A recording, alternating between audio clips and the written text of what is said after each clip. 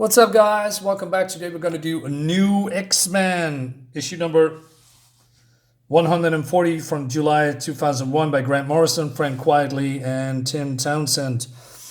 This is a three-parter. E is for Extinction 1 and 3. So we're going to do this, all of them.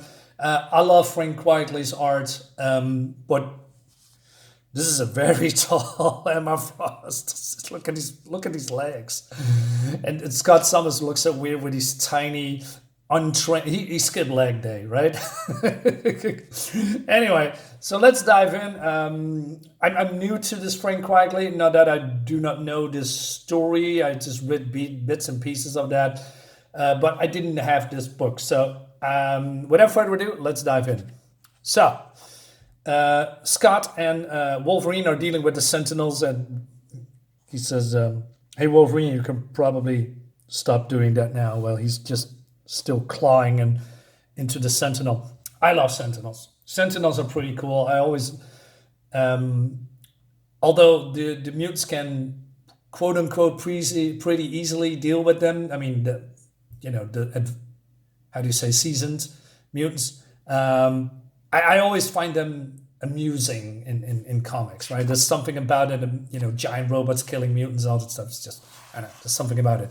But we immediately go to somewhere else, 30,000 years ago, but it's not really real. So this is more like I believe, a mental projection, I guess, or a simulation. So this woman talks to this dentist about evolution, how the Homo sapiens Neanderthalis,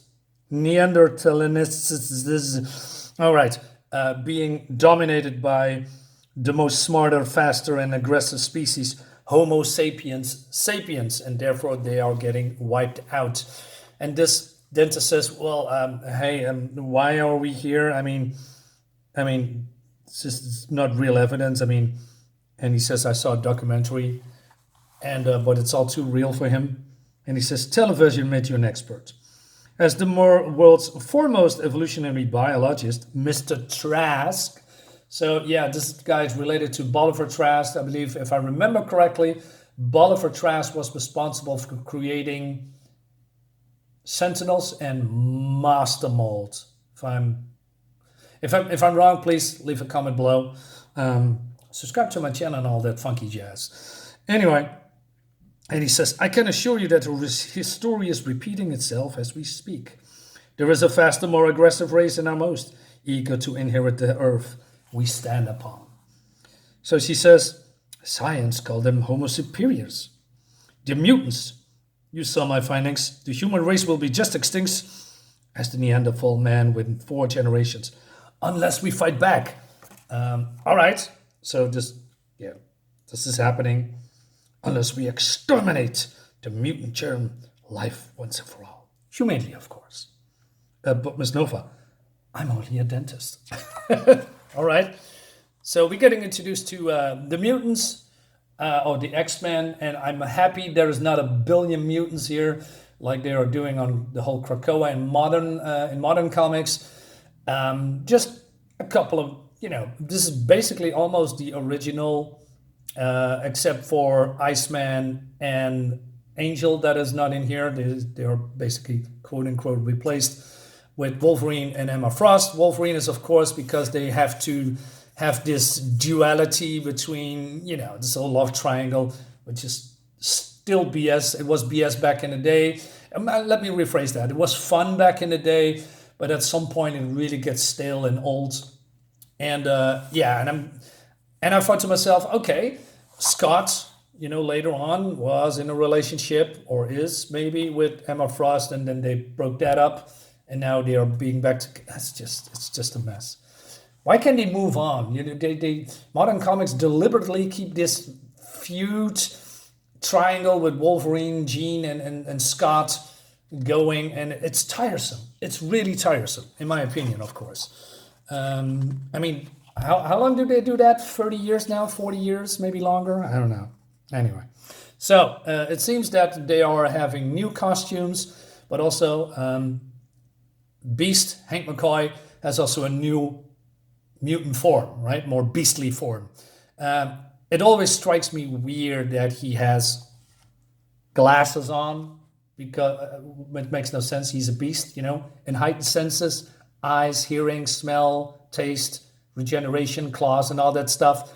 Why do you need glasses, right? It's just so weird. But oh no, he's smart. Therefore, he's a geek. Therefore, he speaks sophisticated. Thus, he's smart. Thus, he needs glasses because he's a nerd. That's probably the stereotype. I could be wrong, but that's come on. Anyway, so it seems that we're also getting introduced to Cerebra. So I thought, what happened to Cerebro? Well, the Cerebra is Cerebra's big sister. She can boost the professor's mutant locating abilities to global range. Didn't Cerebro did that already? I don't know. Maybe they... Doesn't matter. So anyway, so Gene and Beastie are talking about, I don't know, his new form. And he says, hey, you want a soda? Diet, please. Diet? You weigh 600 pounds. So, do I want to get fat? I do a lot of leaping around. I suspect my latest beast form is connected to the year's mutant baby boom. All right. And he says, the new look suits you. Distinguished, feline. I like it. Right? It seems all pretty natural. So, and then he says, hey, are you okay, Professor? But the professor is already testing Cerebra, and we see this image that he is now, how do you say, watching globally as new mutants arise. But then Hank here also sees some kind of a spike. I believe that's here. And he says, hey, maybe someone is in trouble. And Professor says, I missed it. There is something around Colombia, Ecuador. Perhaps. I thought I felt a trace, but enhance X2000. It must be a trick on the twinkle of your eyes. It was like a flare, a genetic flare. Someone could be in trouble. So what Professor is doing, he is contacting the X-Men. They come from Australia, and they are, he's going to talk to them about that flare, right? So we see here, and I believe this is in space, and they have this jet here. So this guy that's been saved, he says, hey, are you the X-Man, right? He says, yeah. He's Wolverine and I'm Cyclops. Steve, my mates call me Ugly John, X-Man. So Scott says, hey, no smoking, please. You do have rapid healing gifts. The rest of us are running on lungs. I can't help smoking, Space Cadet Summers. Still defiant. The big bad Sentinel set me on fire, remember? I'm dealing with the emotional and physical side effects on my own way.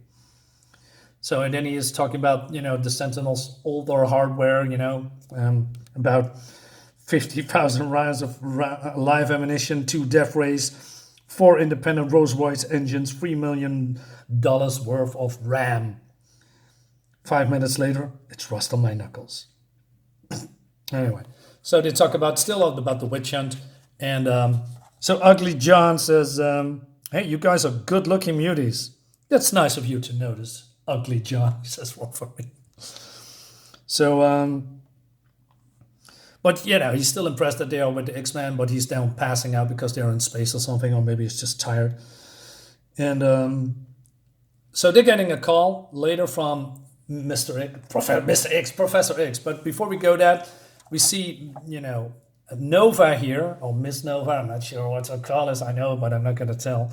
And this guy's barfing, throwing up because of the experience, right? And she says, the massacre you witnessed was only a simulation. Imagine the sickness reality. Imagine the day when the leering freaks and the mutations come, kicking down your door to bash your daughter's brains in. Evolution takes no prisoners. Your uncle Bolivar built the first of the old Sentinels. Is that right? The Philadelphia trash controversial creators of Android weapon system designed to identify and terminate mutant exchange carriers. They look wonderful. I admit, design classics, but Sentinels have always been spectacular, ineffective against highly adaptive, Homo superior targets. So they are landing, right? And so she talks about there's a shadow program, and we see this beautiful shot here. And so this guy says, "What am I doing here? I'm just a dentist, right?" Um, and he says, "But this woman totally ignores him. And he's speaking about, the master mold the basic master mold factory that was built, and now there's another one built, I guess, or it's maybe been replaced. I'm not entirely sure." And then we go back to, I don't know, the mental plane, I guess. So Professor speaks with the rest of the X-Men. I mean, Jean, Cyclops, and Wolverine. And he talks about, that the new generation of mutants has been arised, and they need guidance because, people talk about stealing human jobs, eating human food, talking human partners, and there's going to be a riot again, right? And they need, of course, help. Therefore, they are here to guide them into, I don't know, a better world, if you will. It's not new, but, this is probably a new series, maybe for new readers, and maybe they have to explain it to the reader. I'm not entirely sure. Anyway, and so he asked about, hey, how do you like your new school uniforms? Suddenly, I don't have to look like an idiot in broad daylight, which is really weird. I mean, the classic Wolverine costume always was good. It's a classic for a reason. I mean, what I think it's stupid is the Scott Summers jacket with the giant X on it. It's just, I don't know, man. It doesn't really work for me. But hey, it is what it is. And even Hank says, I don't know why we has to dress up as superheroes. Anyway, however, I've been working on a better ways to encourage people to trust mutants. Tell it to the kid with the three faces here in the passenger seat on the X-Wing, Chuck. Anyway, so Scott says, hey, we can swing to Ecuador and see what's going on, right? And he says, new school term starts Monday. So Wolverine suddenly says, couldn't wait to get out of the bald head, could you, Slim? What are you insinuating, Wolverine? I don't insinuate. I call it like I see it. And exactly how do you see it? With binocular vision, Cyclops. Look at his face. You've been AWOL for too long. Things change. Sometimes it's hard. I just want you to know you got a shoulder to cry on if you need it. And so he says, Jean and I are perfectly happy. Right. Okay, so there's some this stuff going on between Jean and, the old tired stick, but, that wasn't tired in this 2001? 2001.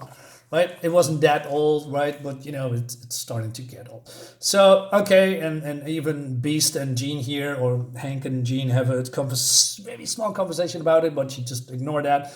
And then Hank here is showing this blood bubbles, and it's the human DNA and etc. But then, so Jean says, hey, it's good that Xavier is being motivated, maybe a little bit too motivated, right? So, and she also talks about, hey, this aircraft, this machinery, this technology, that's a very expensive thing, right? But then B says, you know how people can be when they survived a lot of pain and tragedy, Jean. He's trying to remind himself what all of this was for. He's trying to give all those deaths and failures meaning again, polishing up his dream until it shines. Anyway, moving on. So Xavier wants to disconnect, but then something happens. He hears a voice. Hello again, Charles. The mind amplifier works like a dream, doesn't it? It led me right where you are. What a special big new toy for a crippled little boy. It almost like being able to get up and about. You can't form a single thought.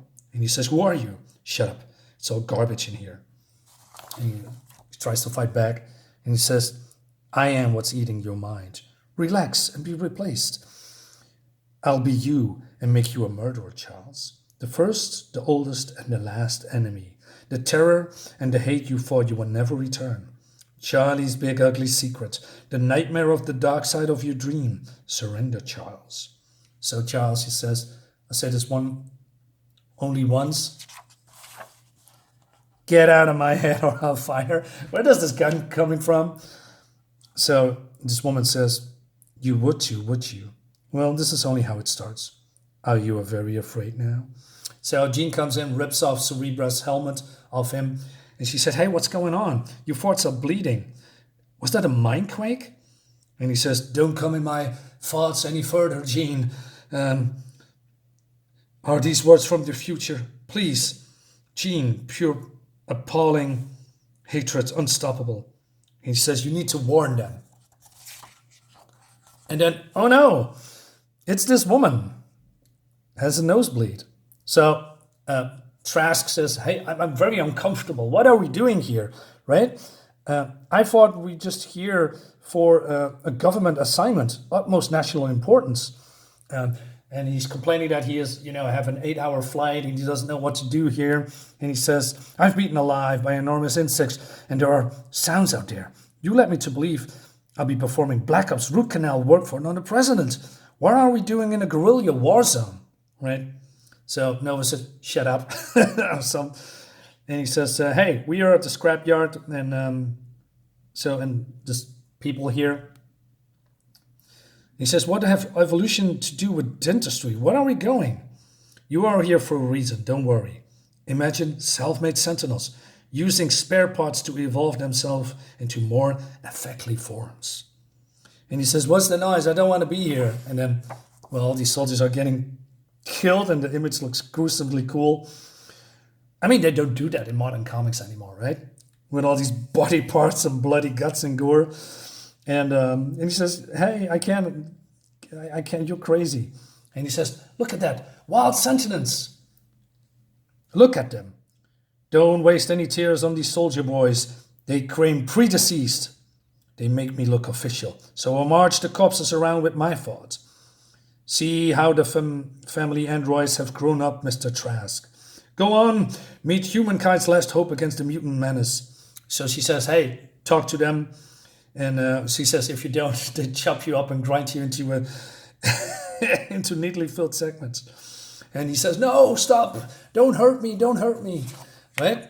And then we see that these robots say, vocal identification, Trask, prime command protocols online, preserve Trask DNA. So basically, Nova is here to, control Trask for, making more sentinels, I guess, or have some kind of a master plan, right? He says, don't be scared. These deformed homemade horrors were manufactured in master mold designed by dear Uncle Bolly. They do anything you ask, Mr. Trask.